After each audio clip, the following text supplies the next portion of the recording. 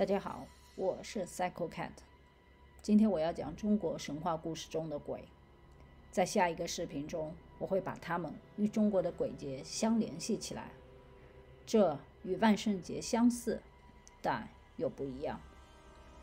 万圣节其实不是中国的节日，近些年来受美国文化的影响，开始变得越来越流行。当地的年轻人找到了理由去组织或参加各类派对活动，设计或购买可怕的面具，穿着稀奇古怪的服饰，画皮树的彩妆收集，南瓜雕刻的展示作品，就连小朋友那天也兴奋地加入不给糖就捣鬼的活动中。但我想说，此节背后的含义倒是与中国的鬼节很相似。其实中西方人都怕鬼，但表现的方式却天壤之别。中国人提到鬼就会联想到恐怖神秘的说法，什么黑白无常、白骨精、吊死鬼、僵尸、小矮鬼等。黑白无常它到底长啥模样呢？白无常他长的是满面笑容，身材高瘦，面色惨白，口吐长舌，头上官帽写着一见身材四字。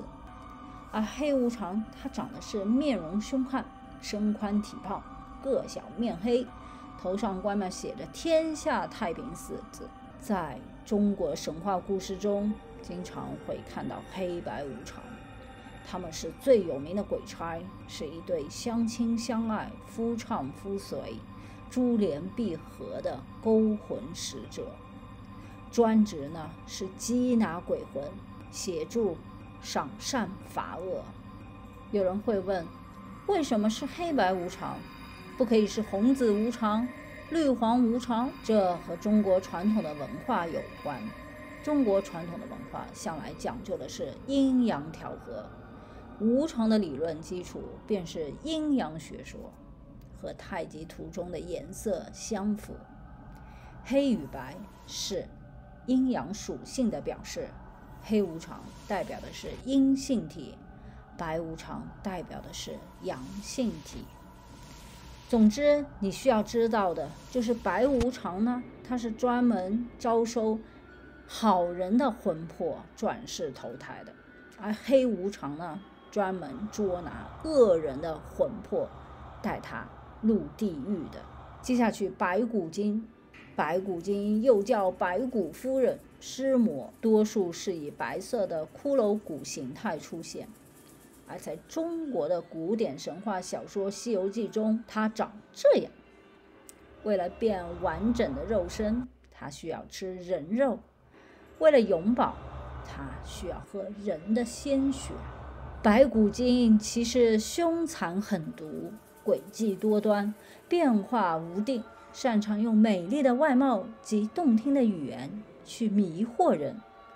他用美貌来捕捉男人，男人一旦坠入情网，就被他咔嚓吃掉了。吊死鬼是用绳索或布条绑在高处，脖子上套绞索。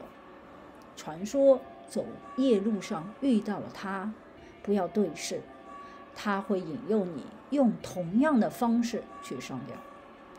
吊死鬼一般生前很痛苦，或者是猛受很大的冤屈。僵尸是中国跳跃式的吸血鬼，它不能行走，只能双手张开跳跃向前，是传说中复活的尸体。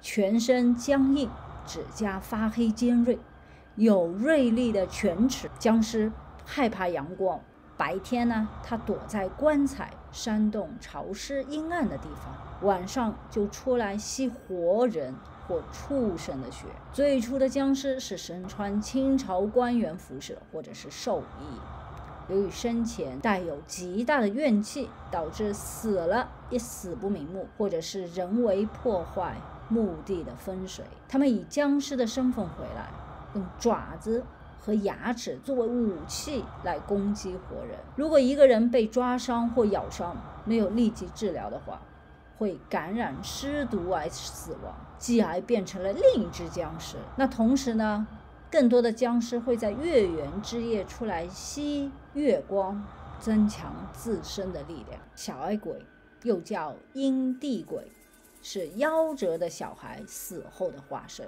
他常常在晚上出现，在小孩子的床上蹦蹦跳跳，让孩子哭得厉害，无法安然入睡。如果孩子哭闹，你不去理睬，那孩子会死的。小矮鬼呢，最怕光，也怕红色冬冷。正因为如此，如果一个小孩不能够真正的来到这个世界上，父母呢都需要为他们进行超度，也就祈求灵魂的祝福，这样他可以生在一个好人家，在转世的时候可以健康快乐的成长。总之，中国人的敬鬼神而远之，惹不起躲得起。我希望今天的视频能够帮助你了解另一种中国的文化。如果你喜欢这期的内容，请不要忘记点赞和分享，你的分享将帮助更多的人了解中国文化，这也是 Psycho Cat 频道的初衷。我们下期不见不散。